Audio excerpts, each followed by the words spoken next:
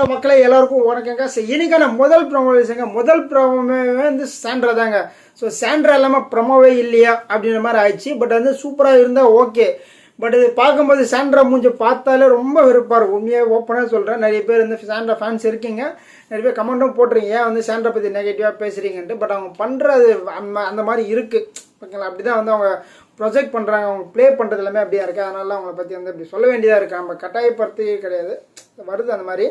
அதுக்கப்புறம் வந்து நம்ம ஹமீத் அவர்கள் வந்து சில அக்யூசியேஷன்லாம் வைக்கிறாங்க. ஸோ யார் பற்றி என்ன தான் ப்ரமோன்றதை நம்ம டீட்டெயிலாக பார்க்க போகிறோம். அதுக்கு முன்னாடி நம்ம சேனலில் புதுசாக இருந்தீங்கன்னா லைக் பண்ணுங்கள், சப்ஸ்கிரைப் பண்ணுங்கள். நீங்கள் போகிற ஒரு லைக்குமே வந்து பல பேர் சேரும். நீங்கள் நிறைய பேர் வீடியோ பார்க்குறீங்க, லைக் பண்ண மாதிரி நீங்கள் பார்த்து போட்டு விட்ருங்க. என்ன நடக்குதுன்னா அதே லொக்கேஷன் தாங்க. ஸோ ப்ரமோ வருது எல்லாமே வந்து அந்த பிக் பாஸ் வீட்டுக்குள்ள என்ட்ரன்ஸ் அவுட் ஆகல அந்த இடத்துல நிற்கிறாங்க. ஸோ சாண்ட்ராங்க தான் உட்காந்துருக்காங்க, அமித் இங்கே தான் உட்காந்துருக்காரு. உட்காந்து ரெண்டு பேரும் ஒரு கான்வர்சேஷன் நிற்கிறாங்க. அதில் முதல்ல நம்ம அமித் சொல்கிறாரு, திவ்யா வந்து ஒரு சின்ன விஷயம் லைட்டாக சுட்டுது அப்படின்னு கத்துறாங்க. ஒரு வேளை வந்து எனக்கு கேட்டிங்கன்னா வந்து ஸோ அவங்க வந்து ஒரு கேஷுவலாக கத்திருக்கலாம், இல்லை வந்து உண்மையிலே வந்து அந்த ஒரு செகண்டில் அவங்க அந்த மாதிரி ஆகிருக்கலாம். ஸோ இது மாதிரி ஃபன்னெல்லாம் போகிறாங்களா, திடீர்னு நம்ம அட்டென்ஷன் எல்லாமே நம்ம சைடு இருக்கும்ல, அந்த மாதிரி கூட பண்ணியிருக்கலாம். இது ஒரு பெரிய விஷயம் கிடையாது. பட் அமித் வந்து என்ன பண்ணுறாருன்னா அவரோட கேம் ரொம்ப ஸ்பாயில் பண்ணுற மாதிரி எனக்கு இருக்குது ஓகேங்களா. லாஸ்ட் வீக் ஃபுல்லாக வந்து தலையாக இருந்து நல்லா பண்ணியுமே கெட்ட பேர் வாங்கினார். இந்த வாரம் வந்து எதுவுமே பண்ணாமலே வந்து ரொம்ப கெட்ட பேர் வாங்குறவரோ அப்படின்ட்டு வந்து.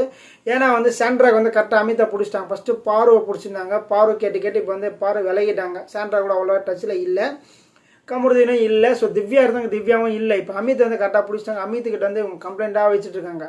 ஸோ இந்த வாரம் வந்து என்ன தான் ஃபஸ்ட்டு பர்ஃபார்மன்ஸாக காட்ட போகிறாங்க அப்படின்னு சொல்ல உண்மை தானே. நீங்கள் வந்து பெஸ்ட்டாக பண்ணிங்கன்னா பரவாயில்ல, நீங்கள் எதுவுமே பண்ணாமல் இருந்தீங்கன்னா உங்களை ஃபஸ்ட்டு தான் காட்ட முடியும். ஸோ ஃபஸ்ட்டு பெஸ்ட் எதுக்கு பிரிக்கிறதுனா உங்களோட பர்ஃபார்மன்ஸ் பார்த்து தான் இருக்குது. நீங்கள் நைட்டான அழுவுறீங்க, காலையில் அழுவுறீங்க, சாயந்தரம் அழுவுறீங்க, 4 வேலையை அழுவுறீங்க. அப்புறம் உங்களோட கேம் வந்து என்ன பார்க்குறது, நீங்கள் வந்து மிங்கிலே ஆக மாட்டீங்க, யாரு கூட மிங்கில் ஆக மாட்டீங்க. ஏதாவது பேசினா வந்து ஒரு மாதிரி ரகடாக இருக்கீங்க. திடீர்னு வந்து எல்லோரும் என்ன அவாய்ட் பண்ணுறாங்கன்னு சொல்கிறீங்க. பட் நீங்கள் தான் எல்லாருமே அவாய்ட் பண்ணுறீங்க. அது வந்து அவங்களுக்கு புரியவே மாட்டேங்குது. அந்த ஒரு விஷயத்தை வந்து அவங்க எப்போ அண்டர்ஸ்டாண்ட் பண்ணிப்பாங்க தெரியல. இந்த வாரம் ஃபஸ்ட்டெல்லாம் கிடையாது. இந்த வாரம் வந்து சாண்ட்ரா வெளியே போனாலுமே நல்லா தான் இருக்கும்னு நான் நினைக்கிறேன். அவங்களோட கேம் வந்து எதுவுமே கிடையாது இல்லைங்க. ஒன்று என்ன பண்ணுற சொல்லுங்கள், இப்போ திவ்யா வந்து அவங்களோட கேம் வந்து மாற்றிட்டாங்க. ஸோ சாண்ட்ரா பிரஜன் இருக்கும்போது ஒன்றா இருந்தாங்க. ஸோ பிரஜன் போயிட்டாரு, சாண்ட்ரா வந்து கோவப்பட்டாங்க. ஸோ நெக்ஸ்ட் நம்ம என்ன பண்ணணும், இது ஒரு கேம், இந்த கேம்லேருந்து அடுத்த மூவ் எடுத்துகிட்டு இருக்கணும். ஸோ சாண்ட்ரா நம்ம அவாய்ட் பண்ண சொல்லி சாண்ட்ரா பின்னாடி சுற்றின்னு இருக்காமல் அவனை பண்ண ஓகே நம்மளுக்குள்ளே நம்ம எதோ தப்பு பண்ணியிருக்குமோ என்னவோ நம்மளுக்கு தெரியல. ஸோ அவங்க நம்மளை அவாய்ட் பண்ணுறாங்க. அடுத்த கட்டம் என்ன பண்ணணும், நம்ம வந்து நெக்ஸ்ட்டு வந்து ஹவுஸ் மேட்ச் கூட மிங்கல் ஆகுன்ற மாதிரி தான் ப்ளே பண்ணிகிட்ருக்காங்க. ஓகே தான். அவங்க வந்து இப்போதைக்கு எனக்கு தெரிஞ்ச திவ்யா வந்து ஓகே நல்லா ஜாலியாக இருக்காங்க, எல்லாம் என்டர்டைன்மெண்ட் பண்ணுறாங்க, எல்லாரும் கலாய்ச்சிட்டு ஜாலியாக சுற்றிட்டு இருக்காங்க. ஸோ ஒரு கேம் ஜோன் உள்ளே வந்துட்டாங்க. ஃபஸ்ட்டு வந்து அவுட் ஆஃப் ஜோன் இருந்தாங்க 3 பேருமே. இப்போ வந்து ஃபுல்லாக டோட்டலாக கேம் ஜோனில் வந்துட்டாங்க. இதுக்கு நம்ம சாண்ட்ரா என்ன சொல்கிறாங்கன்னா, திவ்யா வந்து பாரு மாதிரி ட்ரை பண்ணுறா. பாரு ஸ்டார்டிங்கில் பண்ணியிருந்தாங்களா, சும்மா வந்து கத்துறது, இது பண்ணுறது. ஸோ பயங்கரமாக அவங்க தனியாக எக்ஸ்போஸ் பண்ணியிருந்தாங்க. அவங்க தனியாகவே அவங்க எப்படி என்னன்றது மாதிரி பண்ணிட்டு இருந்தாங்க. அந்த மாதிரி தான் பண்ணுறான்றாங்க. எனக்கு தெரிஞ்சு வந்து இது ஓகே தாங்க. மாற்றிட்டே இருக்கணும் நான் கேமை. இப்போ வந்து மாறிட்டே இருந்தால் நீங்கள் வந்து நெக்ஸ்ட் படிக்க போயிட்டே இருப்பீங்க. சபரியோட கேமெல்லாம் வந்து ஃபஸ்ட்டு வேறு மாதிரி இருந்துச்சு. கிட்டத்தட்ட 9 வாரம் வேறு மாதிரி இருந்துச்சு. அந்த கோர்ட் டாஸ்க்கு வந்து சபரியோட கேம் வந்து மாறிச்சு. அவருக்கான ஒரு கேம் கொண்டு வந்துட்டு நல்லா இருக்கு.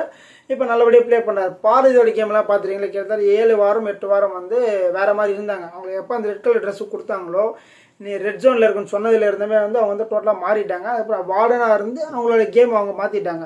ஸோ விக்ரமோட கேமும் நிறைய சேஞ்சஸ் வந்திருக்கு. ஸோ விக்ரம் வந்து ப்ளே பண்ணும்போது வேறு மாதிரி இருந்தால் ஸ்டார்டிங்கில்.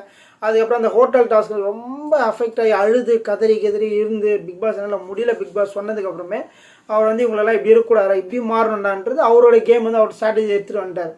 இது மாதிரி ஒரு நபருமே கமருதீன் வந்து பயங்கர ஹாஷாக கத்தின சண்டைலாம் போட்ட பயங்கரமாக அவரும் இருந்தார். அவரோட கேமும் மாற்றிக்கிட்டாரு. இந்த மாதிரி வந்து வீட்டுக்குள்ளே வந்து ஒரு நபரும் ஒரு கேம் வந்து மாற்றிட்டே இருக்கணும். ஸோ இப்படி இருந்தால் மக்களுக்கு பிடிக்கல, இப்படி இருந்தால் மக்களுக்கு பிடிக்கும்.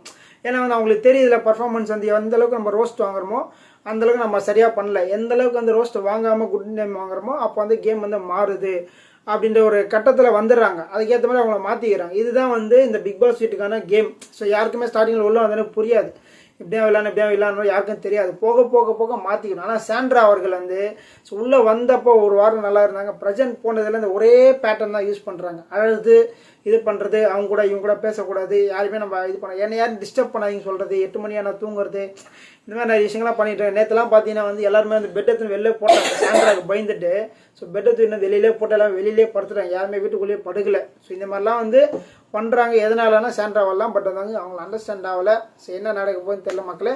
உங்களோட கருத்தில் இருந்தால் மறக்காம பதிவு பண்ணாங்களே. அடுத்த வேலை சந்திக்கலாம். நன்றி.